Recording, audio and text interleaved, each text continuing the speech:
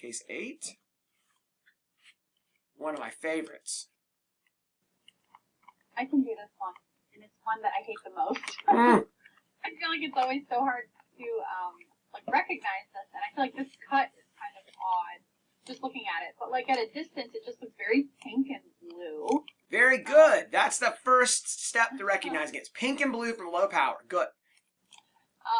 Yes. And then, like, if you kind of like zoom in on the bluish areas, it kind of looks like almost like a peppering, I guess, or clustering of lymphocytes.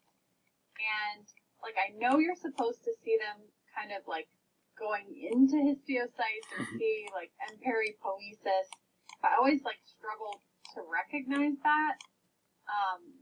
So I don't know, like I know it's Rosai Dorfman, but I feel like it's still so hard. I don't know. Well, that is fair, and that's because everyone tends to focus on teaching about peripoiesis. Number one, because it's kind of weird. I happened to get lucky. I actually looked around for a while last night to try to find a convincing peripoiesis because this question always comes up. And I just happened to land on a really good one right here. Here, this large, big nucleus with the cleared out, white-looking kind of chromatin, that is the classic cytologic feature of a Rosai Dorfman histiocyte. They look different than other histiocytes. They're massive. They have really big nuclei with this cleared out, what we would call vesicular chromatin pattern. See, here's one right here. Here's one right there. Those are the cells of Rosai Dorfman.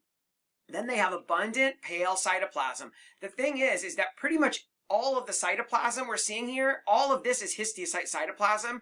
They're like forming a sheet. So all of the plasma cells and lymphs here are probably in peripoiesis. But they don't look pretty like the books, right? If you want to find good peripoiesis like the books, like this case right here, or this one right here, this cell has 1, 2, 3, 4, 5, 6, 7 lymphocytes in its cytoplasm. That's peripoiesis, but we are also seeing peripoiesis everywhere we look here. It just doesn't look as obvious and pretty. If you really want to see it, you can do an S100 stain. So these, normally histiocytes don't express S100. Occasionally you can see some that do, but Rosai Dorfman histiocytes usually express S100. And so S100 immunostains sometimes will help highlight the vacuoles. It'll make the cell stain, the cytoplasm and the nucleus, and it will show little vacuoles where the lymphocytes and plasma cells and neutrophils maybe are sitting in the little vacuoles. So it can sometimes enhance the ability to find peripoiesis. But the good news is you don't need to find peripoiesis to make this diagnosis. What you need is from low power, pink and blue, baby. That's what my former fellow Betsy Uhlenhake used to like to say. She would always say that. She's like, pink and blue, baby, it's going to be Rosai Dorfman. And I thought that was great because from low power, that's what it looks like. Sheets of pale pink or pinkish gray histiocytes punctuated by aggregates of blue lymphocytes and plasma cells. That's the classic low power appearance. Most of the time when we see Rosai Dorfman, and by the way, the Rosai Dorfman was first described in lymph nodes, and it was called sinus histiocytosis with massive lymphadenopathy.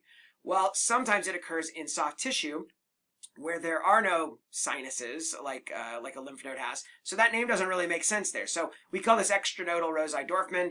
I let the hematopathologist deal with nodal Rosai Dorfman. I basically stick to the soft tissue and skin version. Most of the time when I've seen it, it forms a mass in the subcutis like this. That's why you're seeing just a chunk of tissue here with fat at the edges but no skin. It can also occur in the dermis, but in my practice, I see it much more often in the subcutis. That also may be because I do both dermpath and soft tissue pathology, so I tend to see more of the things that are deeper nodules. All right, so when we go closer, the aggregates here are lymphocytes and usually lots of plasma cells. Plasma cells are essentially always present in this disease, and they're usually numerous, okay? And then, when I've got that low power, I'm already thinking of Rosai Dorfman, I found my lymphocyte and plasma cell aggregates. Then what I want to go do is go look for the histiocytes with the huge pale nuclei. And there they are, right there. See, big nucleus, pale chromatin, usually with one or a few nucleoli in the center. Here's another big histiocyte, another one. They're everywhere. And then you can do S100 to help support the diagnosis. And then don't worry about the peripoiesis. If you find it, that's great. But I've hunted down peripoiesis to take photos for when I wrote my book, and I had to hunt for a long time to find a really picture-perfect example of peripoiesis. If we have to hunt that long to find something, then that means, is it really that useful of a feature? It's great when you find it, but don't hang your hat on it. Here's more right here. Here's some peripoiesis probably. Here's some right here. So it is there, but you have to look around, and I really think, like I said, I would propose to you that we're seeing it all over the place here. It just doesn't doesn't stand out as obviously because the cytoplasm of all the histiocytes is blending together.